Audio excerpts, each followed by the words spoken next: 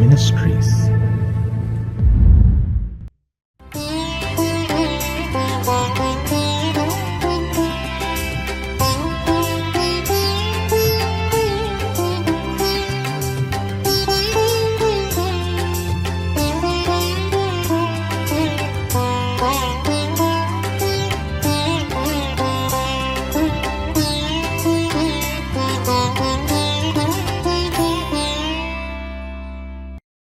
ஆண்டவரும் இரட்சகருமாகிய இயேசு கிறிஸ்துவின் நாமத்தினாலே காட் கூசிஸ் மினிஸ்ட்ரி சார்பாக இணைந்து ஜெபிக்கிற ஊழியர்கள், யூடியூப் சேனல் வாயிலாக செய்தியை கேட்கிற ஊழியர்கள் மற்றும் தேவ பிள்ளைகள் யாவருக்கும் அன்பின் வாழ்த்துக்கள். தேவனாகிய கர்த்தர் இந்த மாதத்திலே நம்மை வெற்றி சிறக்க பண்ணுவார் என்பதை உறுதிப்படுத்துகிறேன். தேவனாகிய கர்த்தருடைய கிருபையினாலே கடந்த 4 மாதங்களை கடந்து வந்திருக்கிறோம். சூழ்நிலைகள் நம்மை எத்தனையோ விதங்களிலே சோர்வுக்குள் படுத்தியிருக்கலாம். ஆனாலும் அவை எல்லாவற்றையும் ஜெயிக்க தேவனாகிய கர்த்தர் கிருபை செய்திருக்கிறார். அவருடைய கிருபையும் சமாதானமும் பாதுகாப்பும் தயவும் கடந்த 4 மாதங்களில் இருந்தது போல இந்த 5வது மாதத்திலேயும் உங்களோடும் உங்கள் குடும்பங்களோடும் உங்கள் ஊழியங்களோடும் இருக்க வேண்டும் என்று ஆசீர்வதிக்கிறேன். தேவனாகிய கர்த்தர் நம்மை கொண்டு இந்த மாதத்திலே பெரிய காரியங்களை செய்வாராக. தேவனுடைய ஆசீர்வாதங்களை நாம் ஜெபித்து பெற்றுக்கொள்வோம். கர்த்தர் தாமே பெரிய காரியங்களை செய்வாராக. ஆமென்.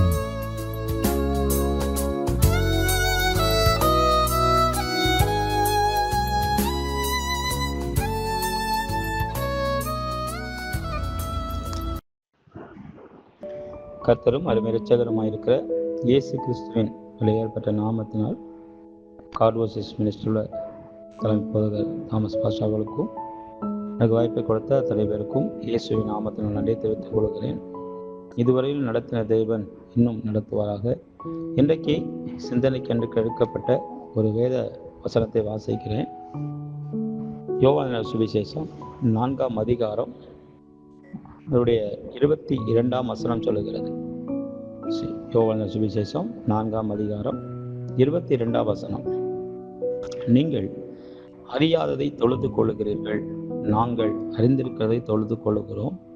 ஏனென்றால் ரட்சிப்பு யூதர்கள் வழியாய் வருகிறது என்று ஒரு பயங்கரமான ஒரு வெளிப்பாடை அங்கு குறித்து நாம் பேசுகிறதை பார்க்கிறோம். அந்த இயேசு கிறிஸ்து இந்த உலகத்தில் வரும்போது சோத்திரம் சமாரியா ஸ்திரீக்கு இப்படிப்பட்ட காரியங்களை உனக்கு வெளிப்படுத்தும் போது அவர் மேசியா என்பதை நீ அறிந்து கொள் என்று சொல்லி அவர் ஏற்கனவே அவருக்கு ஒரு தரிசனம் கொடுக்கப்பட்டிருந்தது.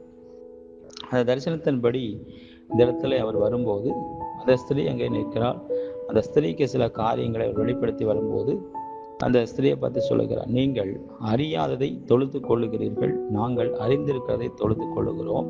ஏனென்றால் ரட்சிப்பு யூதர்கள் வழியாய் வருகிறது. அடுத்தபடியாய் சொல்லுகிறார், உண்மையாய் தொழுது கொள்ளுகிறவர்கள் பிதாவை ஆவியோடும் உண்மையோடும் தொழுது கொள்ள வேண்டும். தொழுது கொள்ளும் காலம் வரும், அது இப்பொழுதே வந்திருக்கிறது. தம்மை தொழுது கொள்ளுகிறவர்கள் இப்படிப்பட்டவர்களாய் இருக்கும்படி பிதாவானவர் விரும்புகிறார். தேவன் ஆவியாயிருக்கிறார். அவரை தொழுது கொள்ளுகிறவர்கள் ஆவியோடும் உண்மையோடும் தொழுது கொள்ள வேண்டும் என்றார். அப்பொழுது அந்த ஸ்திரீ நோக்கி, கிறிஸ்து எனப்படுகிற மேசியா வருகிறார் என்று அறிவேன். அவர் வரும்போது எல்லாவற்றையும் நமக்கு அறிவிப்பார் என்றார். அதற்கு இயேசு, உன்னுடனே பேசுகிற நானே அவர் என்றார். அருமையான இதை கேட்கிற அருமையான ஊழியக்காரர்களே, விசுவாசிகளே, குடும்பத்தாரே, சகோதரர்களே, சகோதரிகளே, உங்கள் எல்லாரையும் இயேசுவின் நாமத்தை நான் வாழ்த்துகிறேன். இன்றைக்கு இந்த காலகட்ட உலகத்தில் இன்றைக்கு இந்த காலங்களில் நடக்கிற சம்பவங்களை நம்ம எல்லாரும் அறிந்திருக்கிறோம். அன்றைக்கு சாதாரணமாய் விசுவாசியாக இருந்தவர்கள், அன்றைக்கு சபையில் வந்து வசனத்தை கேட்டுக்கொண்டிருந்தவர்கள், அன்றைக்கு வசனத்தை உற்சாகத்தோடு வந்து கேட்டு பாடி ஆராதித்து கொண்டு அந்த சபையோடு கூட பற்றி கொண்டு இருந்தவர்கள், இன்றைக்கு பாருங்கள், அநேக சபைகளில் நான் எப்படியாவது கர்த்தருக்கென்று ஊழியத்தை செய்யணும், நான் சோத்திரம், நான் எப்படியாவது இந்த கிராமத்துக்கு போகணும், அந்த கிராமத்தில் போய் 2 பேருக்காவது சுவிசேஷம் சொல்லணுங்கிற அந்த ஏக்கம், அந்த தாகம் எப்படி வந்தது? அநேகர் சொல்லுவாங்க, சோத்திரம் நீங்களாம் போகக்கூடாது, நாங்கள் மட்டும்தான் போகணும், நாங்கள் மட்டும்தான் ஊழியம் செய்யணும், ஊழியக்காரர்கள் தான் ஊழியம் செய்யணும், ஆசாரியர்கள் தான் அப்படிலாம் சொல்லுவாங்க. ஆனால் இந்த நாட்களை நீங்கள் பார்க்கும்பொழுது சோத்திரம் ஊழியக்காரர்கள் ஊழியம் செய்கிறார்கள், பாஸ்டர்கள் ஊழியம் செய்கிறாங்க, எல்லாரும் ஊழியம் செய்கிறாங்க. ஆனால் அதுக்கு மேலே நீங்கள் ஒரு காரியத்தை நீங்கள் யோசித்து பார்ப்பீங்கன்னு சொன்னால், இன்றைக்கு சபையில் இருக்கிற விசுவாசிகள், சபையில் இருக்கிற வாலிப பிள்ளைகள், சபையில் இருக்கிறதான சோத்திரம் அநேக வயதானவர்கள் இன்னைக்கு எழும்பி சில கிராமத்துக்குள்ளே போகிறார்கள். ஒரு சபையோடு இணைந்திருக்கிறாங்க. அந்த சபையோட எல்லா காரியத்தையும் செய்கிறாங்க. அந்த சபையில் தசவாங்க கொடுக்குறாங்க, காணிக்கை கொடுக்குறாங்க, அந்த ஊழியத்தோடு இணைஞ்சு நிற்கிறாங்க.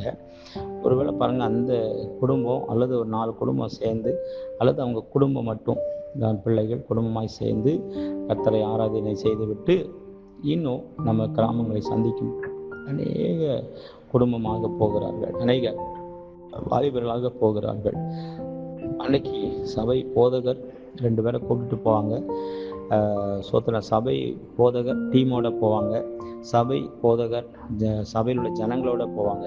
இன்னைக்கு நீங்கள் அநேகரை பார்க்க முடியும். ஏன் அப்படின்னா, இந்த காலம் கடைசி காலமாக இருக்கிறது.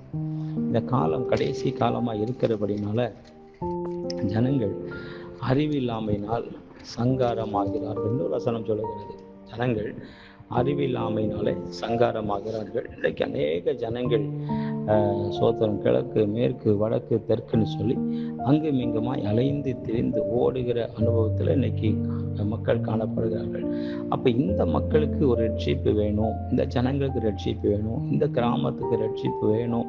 அதனால் சோத்திரம் போய் சொல்லும்படியான காரியத்தை, சொல்லும்படியான ஒரு ஏவுதலை தேவனாகிய கர்த்தர் இந்த ஜனங்களுக்கு கொடுக்கிறார், அல்லது இந்த சகோதரனுக்கு கொடுக்கிறார், அல்லது இந்த சகோதரிக்கு கொடுக்கிறார். அதன் விளைவாக இன்றைக்கு பாருங்கள், பல கிராமங்களுக்கும் துணிச்சலோடு சோத்திரம் ஆசையோடு அன்போடு கூட நிஜங்க போய் தேவனாகிய இயேசு கிறிஸ்து மெய்யான தெய்வம் என்பதை சுவிசேஷம் அறிவிக்கப்படுகிறது. ஒரு பக்கத்தில் பல சபைகளில் போராட்டம் இருக்கிறது, பல சபையில் இக்கட்டுகள் இருக்கிறது, சில சபைகளை நடத்த முடியாத ஒரு சூழல் இருக்கிறது. ஒரு பக்கத்தில் வேற்று மனிதர்கள் வந்து சோத்திரம் சபையை அடிக்கிறாங்க, பாஸ்ட்மாரை அடிக்கிறாங்க, விசுவாசிகளை அடிக்கிறாங்க, ஊழியத்துக்கு வரக்கூடாதுன்னு சொல்கிறாங்க. ஆனாலும் அந்த வேதனையான நாட்களிலும் நெருக்கமான சூழ்நிலையிலும் எப்படியாவது இந்த இயேசுவை அறிவிக்க வேண்டும் என்கிற அந்த ஒரு பாரத்தை கர்த்தர் கொடுத்திருக்கிறார். இன்றைக்கு உலகத்தில் பார்த்தீங்கன்னா பயங்கரமான தற்கொலை நடக்கிறது, கொலைகள் நடக்கிறது. இன்றைக்கு 2 நாளைக்கு முன்பாக காஷ்மீரில் சுற்றுலா பயணம் போன 28 பேரை சுட்டு கொண்டு விட்டார்கள். இவ்வளோ பரிதாபமான ஒரு நிலைமை. அப்போ இப்படிப்பட்ட ஜனங்கள் இந்த உலகத்தில் நடக்கும் பொழுது நம்மளால் பார்த்துட்டு சும்மா இருக்க முடியலை. அதற்காக ஒரு பக்கம் ஜெபிக்கிறோம், இன்னொரு பக்கத்தில் நம்ம போய் சொல்லுகிறோம், இயேசு கிறிஸ்துவை அறிந்து கொள்ளுங்கள், இயேசுவை ரட்சிப்பு.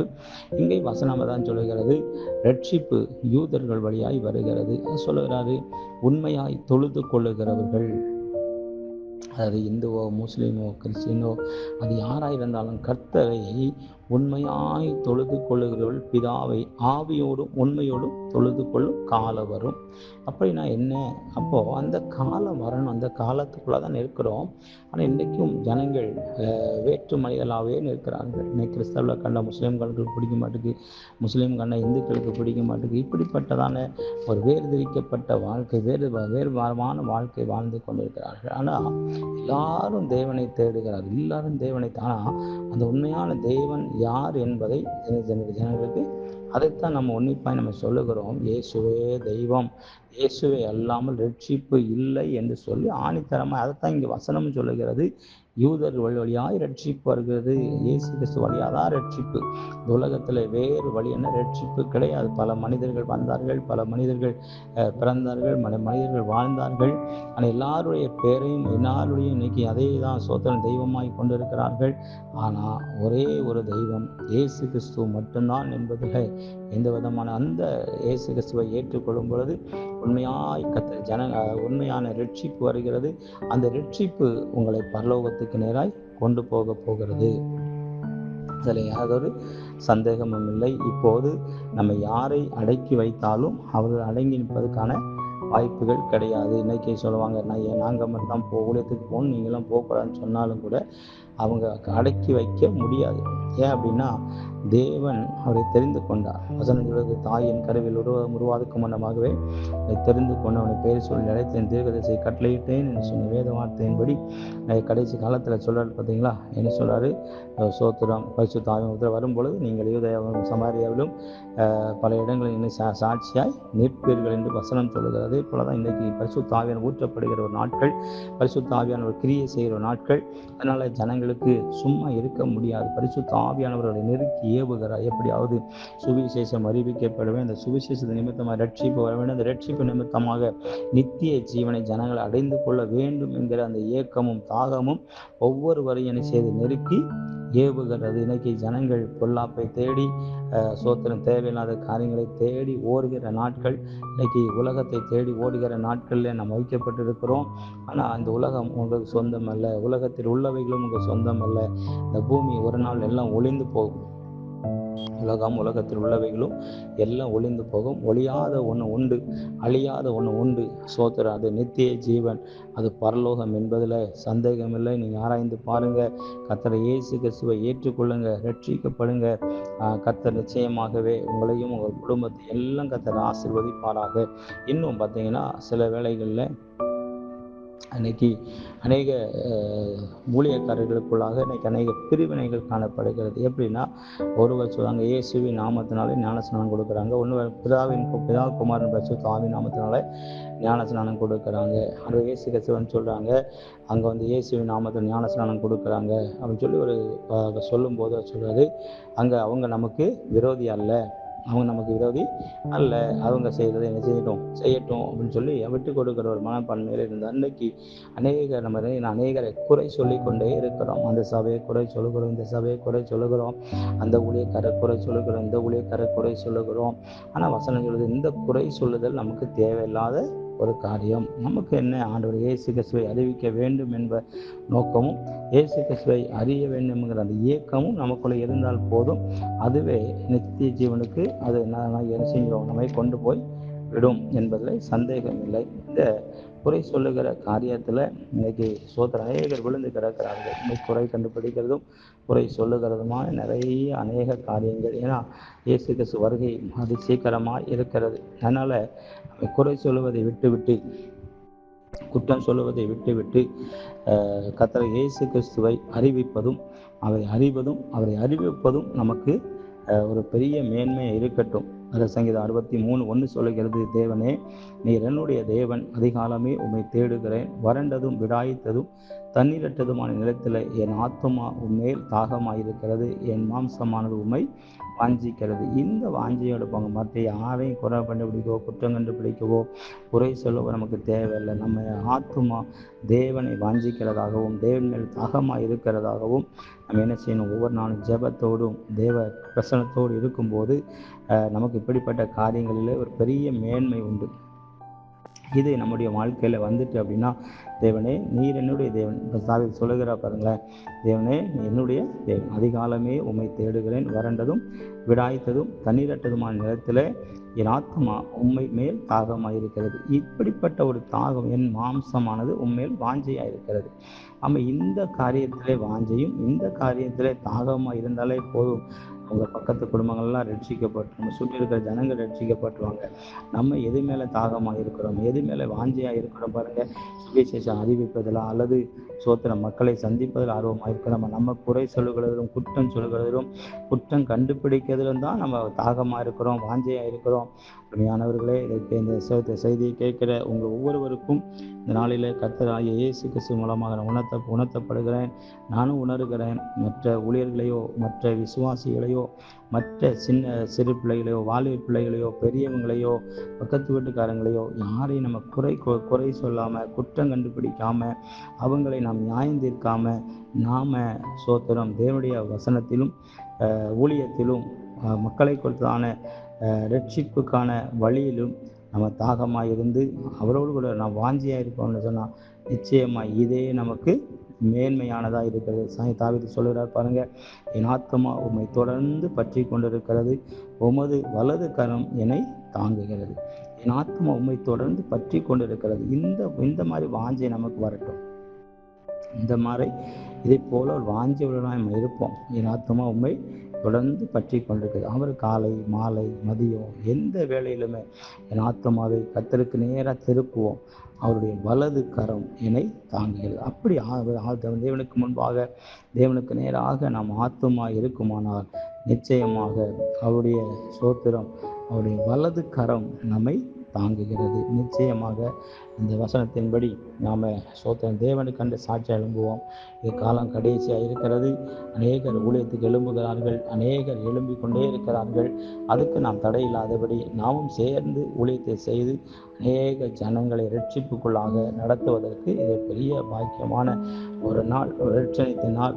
நிச்சயமாக இந்த நாட்களில் நாம் சேர்ந்து ஊழியத்தை செய்வோமானால் அநேக ஜனங்களை நாம் ஆதாயப்படுத்திக் கொள்ள முடியும். இன்றைக்கு பலரும் பல தீவிரவாதிகளாகவும் பல கொலைக்காரர்களாகவும் கொள்ளைக்காரர்களாகவும் இன்னைக்கு பலவிதமான வெறுப்போட கசப்போடும் அலைந்து தெரிகிற இந்த உலகத்தில் அந்த இயேசு கிறிஸ்துவை அவர் சொந்த இரட்சகரை ஏற்றுக்கொள்ள வேண்டும் என்கிற அந்த தாகமும் அந்த ஏக்கமும் ஒவ்வொருவருக்கும் இருக்குமே. ஆனால் ஒவ்வொரு குடும்பமும், ஒவ்வொரு பிள்ளைகளும், ஒவ்வொரு சந்ததியாரும், ஒவ்வொரு கிராமத்தார்களும், ஒவ்வொரு பட்டணத்தார்களும், தேசமும் உலகம் எங்கிலும் இயேசுவை அறிந்து கொள்ளும். இந்த இயேசு வாழ்க்கையை மாற்றுகிறவர். இந்த இயேசு நம்முடைய வாழ்க்கை தரத்தை மாற்றுகிறவர்.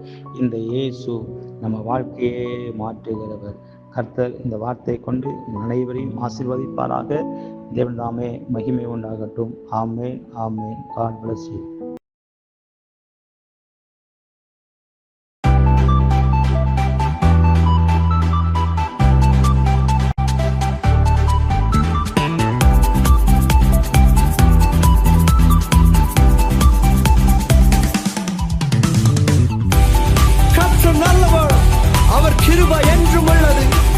இதுவரை ஒரு குறைவும் இல்லாமல் உங்களை நடத்தினார் அல்லவா?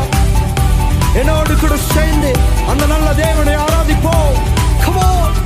ஆராதனை செய்கிறோம், உம்மை உயர்த்துகிறோம், உம்மை ஆராதனை செய்கிறோம், உம்மை துதிக்கின்றோம். நீ நல்லவரே, வல்லவரே, நன்மைகள் செய்பவரே. நீ நல்லவரே, வல்லவரே, நன்மைகள் செய்பவரே. உமக்கு ஆராதனை, உமக்கு ஆராதனை, ஆராதனை, உமக்கு ஆராதனை. நீ நல்லவரே, வல்லவரே, நன்மைகள் செய்பவரே. நீ நல்லவரே, வல்லவரே, நன்மைகள் செய்பவரே.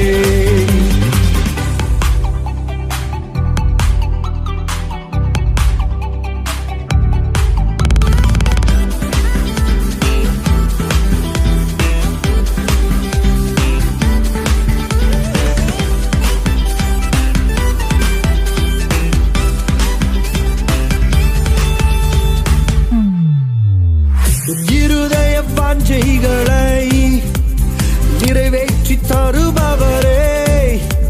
என் இருதய வாஞ்சைகளை நிறைவேற்றி தருபவரே.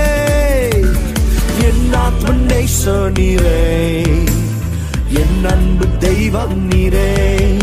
ஓஹோ, என் ஆத்ம நேசனீரே, என் அன்பு தெய்வம் நீரே.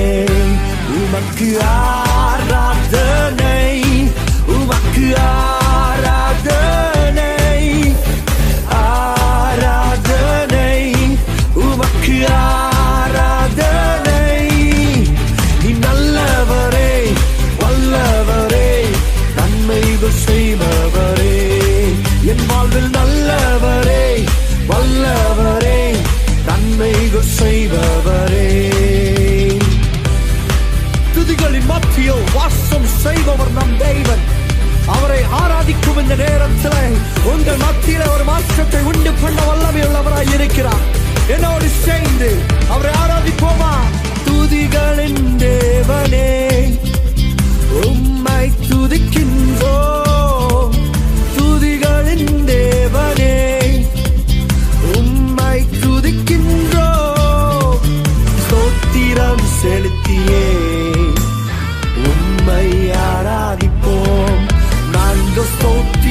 செலுத்தியே உம்மை ஆராதிப்போம். உமக்கு ஆராதனை, உமக்கு ஆராதனை, ஆராதனை, உமக்கு ஆராதனை. நீ நல்லவரே, வல்லவரே, நன்மைகள் செய்பவரே. நீ நல்லவரே, வல்லவரே, நன்மைகள் செய்பவரே. ஆராதனை செய்கிறோம், உம்மை உயர்த்துகிறோம். உம்மை ஆராதனை செய்கிறோம், உம்மை துதிக்கின்றோம். நீ நல்லவரே, வல்லவரே, நன்மைகள் செய்பவரே.